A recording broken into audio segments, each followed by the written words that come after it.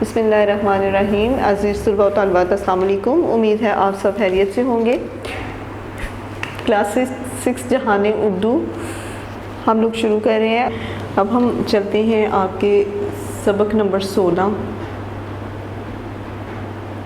के यूनिट की तरफ। अस्तेह का शिकारी, इसकी पढ़ाई करते हैं।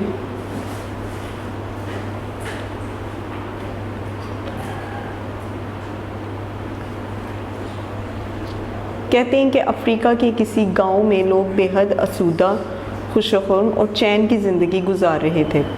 वो इस कदर खुशहाल थे कि इन्हें दूसरे इलाकों से महज तजारत का रब्त रखना पड़ता था। उन्हें रहाइश, खुर्दनोश और तन ढांपने के लिए खास मेहनत ना करनी पड़ती थी। इस इलाके की साख्त ही कुछ ऐसी थी कि पत्थरों को काट कर महफूज तरीन घर बन सकते थे। ज़मीन ऐसी जरखेज़ थी कि जैसे बीज के इंतज़ार में हो। इधर बीज आया, उधर पौधा और फल। उनके पार्चा बाप यानी कि जुलाहे इस कदर अक्लमंद थे कि दरख्तों के पत्तों और शाहों से दिलकश लिबास बना लेते थे। हाँ, उन्हें ज़रूरत पड़ती थी लोहे के औजारों की, जिसके लिए वो तजारत करते थे। इसकी आबादी का एक ही दाखिली दर्रा था। दर्रा कहते हैं दो पहाड़ों के बीच में जो रास्ता होता है उसको। इस दौर से इसके तजारत पेशा अफराद दूसरे इलाकों में जाते और अपने हाँ की सौगात के बदले में लोहे के औजार लाते। वक्त तेज़ी और अपनी चाल से गुजर रहा था। लोग अपनी तरंग में गुम थे कि एक घर में अजीब वाक़या हुआ। इस घर में आने वाला नौमौलूद आम बच्चों से कदरे मुख्तलिफ था। कद काठ, रंग और बड़े होने की रफ्तार हर लिहाज से दूसरों से अलग और मुमताज़। इस खसूसियात ने दूसरों के दिल में पहली बार हसद पैदा कर दिया। ज़िंदगी और मौत का आपस में चोली दामन का साथ है। इस घर में भी मौत ने दस्तक दी और घर का सरबरा इंतकाल कर गया। ये लोग भी अजब ही रिवायात रखते थे। अगर सरबरा के इंतकाल के बाद घर से खुशहाली कम हो जाती तो इस घराने को पहली आबादी के एक तरफ झोंपड़ी नुमा घर में रखा जाता। अगर खुशहाली लौट आती तो बड़े घर में आने की इजाज़त दे देते, वरना देश निकाला। नौमौलूद की वालदा के साथ भी यही कुछ हुआ। उसे गांव के किनारे पर एक झोंपड़ी दे दी गई। उसे खुशहाली लाने के लिए अपने बच्चे के जिस्म पर मट्टी मलना थी और वो ऐसा करने लगी। करना खुदा का क्या हुआ कि गांव के दाहिनी रास्ते के बाहर एक अजदहा नमूदार हुआ। गांव वालों को एक अरसे से औजारों की ज़रूरत ना थी, इसलिए उन्होंने इस दहाने का खास ख्याल भी ना रखा था। अब ये रास्ता 2-3 लोगों के गुजरने के लिए बामुश्किल काफ़ी था। अजदहा अच्छा खासा फरबा था। फरबा कहते हैं मोटे को। इसने उस रास्ते से गुजरने की कोशिश की मगर नाकाम रहा। उसे ज़ोरों की भूख लगी थी। आसपास कुछ भी ना था जैसे निकला जा सके। वो वहीं लेट गया। कुछ दिनों के बाद वो कमज़ोर पड़ा तो रेंगता हुआ बस्ती में दाखिल हो गया।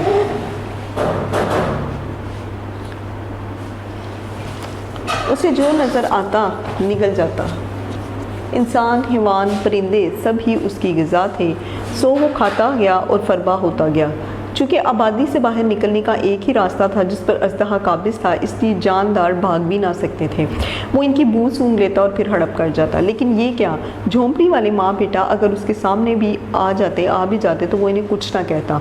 माँ फिर भी माँ थी। वो कोशिश करती कि अजदहे के सामने जाना पड़े तो वो जाए ताकि उसका बेटा महफूज रहे। दूसरी तरफ बच्चे का कद काठ बहुत तेज़ी से बढ़ रहा था। उसे खुराक की ज़रूरत आम बच्चों से ज़्यादा थी। आबादी में अब जानदारों में से सिर्फ वो दोनों ही बचे थे। बाकी सबको अजदहा निगल गया था। अजदहे ने जब देखा कि उसे यहाँ से खाने को कुछ नहीं मिल रहा तो वो वापस पलट पड़ा। लेकिन अब वो बहुत ही मोटा हो गया था। उसका मुंह दर्रे में फंस गया। एक दिन सूरज कुछ ज़्यादा ही चमका। गर्मी इस कदर तेज़ थी कि खुदा की पनाह। बच्चे ने तंग आकर अपने जिस्म से मिट्टी साफ कर दी। खुराक की बू पाकर अजदहा फिर बस्ती की तरफ मुँह करके लगा फूं फूं करने। माँ को फिक्र हुई कि लड़के को अजदहा निगल ना ले। उसने उसे लोहे के औजार दे दिए। लड़का जो अब एक नौजवान था अजदहे के सामने आ गया। फरबा होने की वजह से अजदहा सुस्त हो गया था। इसका फ़ायदा नौजवान ने उठाया। आहिस्ता आहिस्ता फिर दर्रे की तरफ मुँह करके नौजवान को निगलने की कोशिश करने लगा। नौजवान फुर्तीला था, बच गया और अजदहे का मुंह दर्रे में इस तरह फंसा कि वो हिलने के काबिल भी ना रहा। नौजवान ने अपनी वालदा को आवाज़ दी कि वो भी मिट्टी उतार दे ताकि अजदहे का ध्यान बढ़ जाए। खातून ने ऐसा ही किया। अब नौजवान और उसकी वालदा ने लोहे के औजारों से अजदहे पर भरपूर हमला कर दिया। उन्होंने एक जगह ज़रब लगाई तो आवाज़ आई, हम इंसान हैं और अभी ज़िंदा हैं, कहीं और से ज़ख्म लगाओ। दूसरी जगह से आवाज़ आई, हम हैवान हैं और ज़िंदा हैं, कहीं और से काटो। एक जगह से फड़फड़ाने की आवाज़ आई, ये परिंदे थे जो उड़ सकते थे। दोनों ने अजदहे के इस हिस्से को काट डाला। परिंदे उड़ गए, हैवान और इंसान अजदहे के जिस्म से बाहर निकल आए। उन्होंने खातून और नौजवान का शुक्रिया अदा किया। खातून ने कहा, बाज़ औक़ात ज़हमत भी रहमत बन जाती है। मेरा बेटा और मट्टी देखने में ज़हमत थे मगर हकीकत में रहमत। इन्हीं की मदद से आज आप आज़ाद हो। लोगों ने इस वक्त से नौजवान को सरदार बना लिया और फिर हर साल उसकी याद में मट्टी मलकर अजदही का शिकार करने लगे। जी क्लास, तो अब जो है वो इसकी पढ़ाई के बाद इसका खुलासा करते हैं। कहते हैं कि अफ्रीका के किसी गांव में लोग खुशो खुरम और चैन की ज़िंदगी गुजार रहे थे। ज़मीन इस कदर जहेज थी कि उधर बीज डाला उधर पौधा और फल तैयार। हाँ, उन्हें ज़रूरत पड़ती थी तो लोहे के औजारों की, यानी कि खेती बाड़ी जो है वो तो उनके यहाँ बहुत ज़्यादा हो रही थी, लेकिन लोहे के औजार उनके पास मौजूद नहीं थे जिसके लिए वो तजारत करते थे। इस गाँव में दाखिल होने का एक ही दरा था। एक घर में अजीब वाक़या हुआ। एक घर में पैदा होने वाला बच्चे का कद काट, रंगत और बड़े होने की रफ्तार तेज़ी दूसरों से बहुत मुनफरिद थी। इस घर में भी मौत ने दस्तक दी और घर का सरबराह इंतकाल कर गया। अगर सरबराह के इंतकाल के बाद खुशी कम हो जाती तो गांव वाले सबसे पहले इस आबादी में एक तरफ झोंपड़ी में रखते। खुशहाली ना आती तो वही झोंपड़ी में रहते और खुशहाली आने के बाद पहले मकान में आ जाते। बच्चे की वालदा के साथ भी ऐसा ही हुआ। उसे झोंपड़ी दे दी गई। उसे खुशहाली लाने के लिए अपने और बच्चे के जिस्म पर मट्टी मलना पड़ी। करना खुदा का ऐसा हुआ कि गांव के दाहिनी रास्ते पर एक बड़ा सा सांप जाहिर हुआ। दाहिनी रास्ता जो है वो कदरे तंग था। सांप ने गुजरने की कोशिश की मगर नाकाम रहा और वहीं लेट गया। उसे बहुत ज़्यादा भूख लगी, खाने को कुछ ना मिला, कमज़ोर हो गया और रेंगते हुए बस्ती में दाखिल हो गया। उसे जो नज़र आता उसे निगल जाता। इंसान, हैवान, परिंदे उसकी ग़िज़ा थे, सो वो खाता गया और मोटा होता गया। दाहिनी रास्ते पर लेट गया, हर चीज़ निकल गया मगर माँ बेटा बाकी रह गए। उन्हें वो कुछ भी नहीं कहता था। एक दिन खूब गर्मी पड़ी। बच्चे ने अपने जिस्म से मट्टी को साफ किया। अजदहा बू पाकर दोबारा पलटा। माँ को फिक्र हुई बच्चे को वो निगल ना जाए। लोहे के औजार उसने बेटे को दिए। सांप मोटा था मगर सुस्त रफ्तार हो गया। नौजवान ने मुकाबला किया। मुकाबले में सांप का मुंह दर्रे में फंस गया। बेटे ने माँ को आवाज़ दी, जिस्म पर से मट्टी उतार दे। अब नौजवान की वालदा ने लोहे के औजारों से सांप पर हमला किया। एक जगह पर ज़रब लगाई तो आवाज़ आई, हम इंसान हैं और ज़िंदा हैं, इधर से ना काटें। फिर दूसरी तरफ ज़रब लगाई, आवाज़ आई, हम हैवान हैं और ज़िंदा हैं, इधर मत मारें। फिर एक और तरफ कट मारा, आवाज़ आई, हम परिंदे हैं और उड़ गए। परिंदों ने उनका शुक्रिया अदा किया। बाज़ औक़ात ज़हमत भी रहमत बन जाती है। हम भी ज़हमत थे मगर हकीकत में रहमत। इन्हीं की बदौलत जो है आप लोग जो हैं वो आज़ाद हैं। लोगों ने उसी वक्त नौजवान को सरदार बना लिया और जिस्म पर मट्टी मलकर सांप का शिकार करने लगे। तो ये था इसका खुलासा। इसके खुलासे के बाद जो है अब हम आते हैं इसकी सवाल जवाब की तरफ। सबक अजदहे का शिकारी दोबारा पढ़े। नीचे दिए गए सवालात के एक या दो जुमलों में मुश्तमिल जवाब तहरीर कीजिए। ये कहानी किस इलाके से मुतल्लिक है? ये कहानी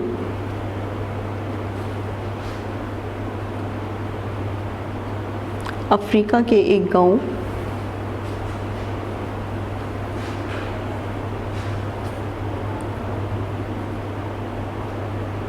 के मुतल्लिक है। कहानी के हीरो कौन हैं?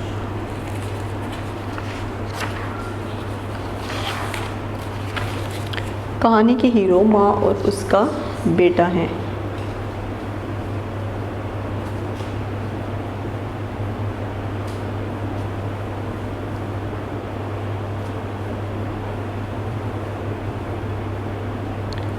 गांव के लोगों को लोहे के औजारों की गांव के लोगों को किस चीज़ की ज़रूरत थी? गांव के लोगों को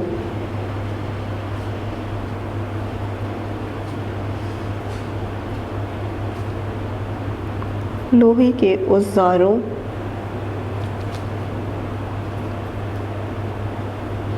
की ज़रूरत थी। गांव वालों के घर कैसे थे? गांव वालों के घर पत्थरों को काटकर बनाए गए थे।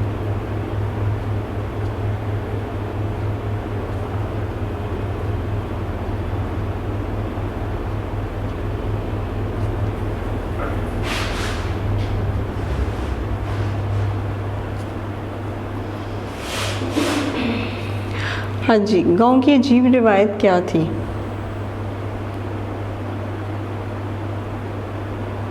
घर के सरबराह का इंतकाल होने पर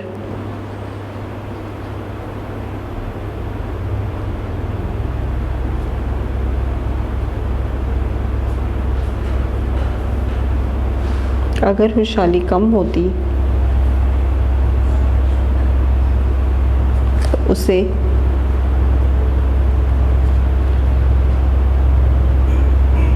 झोंपड़ी में रखते और खुशहाली आने पर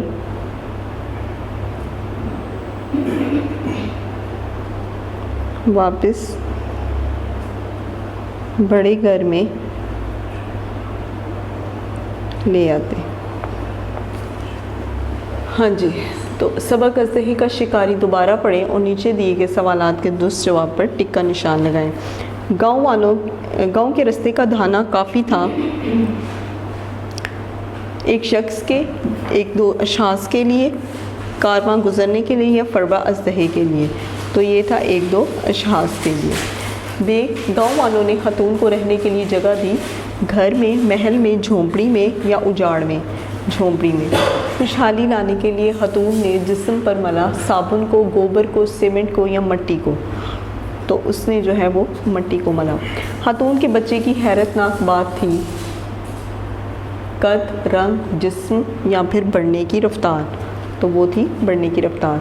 नौजवान ने जिस्म से मिट्टी उतार दी नौजवानी की वजह से, ताकत की वजह से, माँ की वजह से या फिर गर्मी की वजह से। वो था गर्मी की वजह से जी। तो अब कहानी का आखिरी पैराग्राफ जो है वो दोबारा पढ़ें और बताएं कि लोगों ने माँ बेटे का शुक्रिया क्यों अदा किया। क्योंकि माँ बेटे की वजह से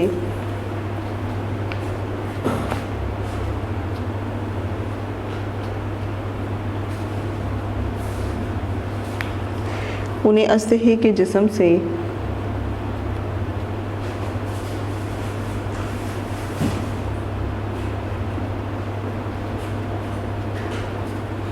दोबारा निकलकर ज़िंदगी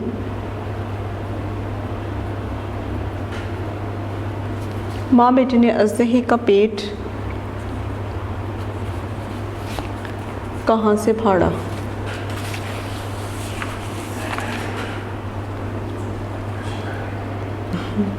माँ बेटे ने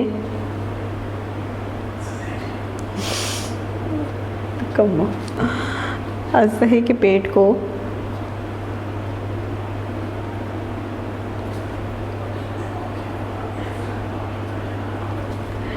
परिंदों की जगह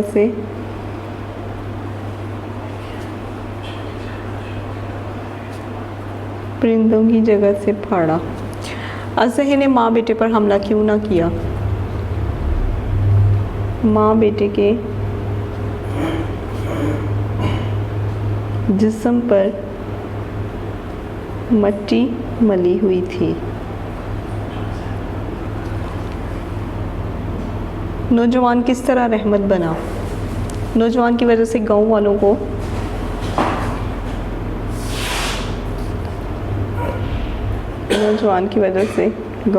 को आज़ादी मिली। जिस्म पर मिट्टी किस तरह रहमत साबित हुई।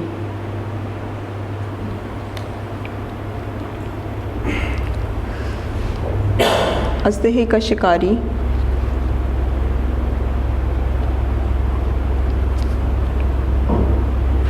जिस्म पर मिट्टी लगने की वजह से जिस्म पर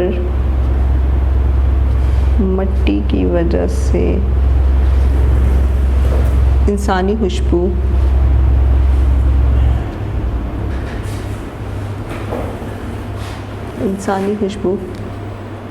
अज़दहे तक नहीं पहुंची। इस कहानी का मरकज़ी ख्याल क्या है।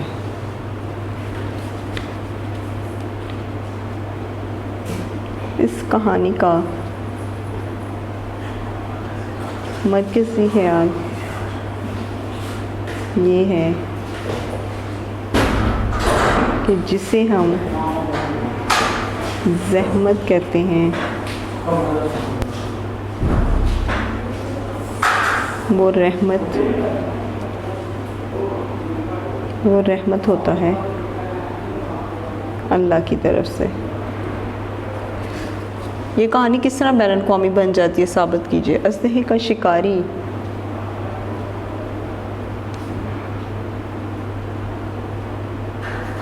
दूसरे ममालिक में पढ़ी और सुनाई जाती है।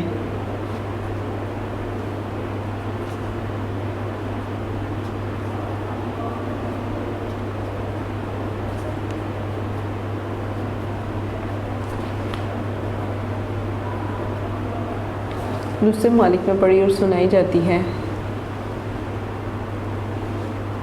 इससे इसे बैन अवी हैसियत हासिल है।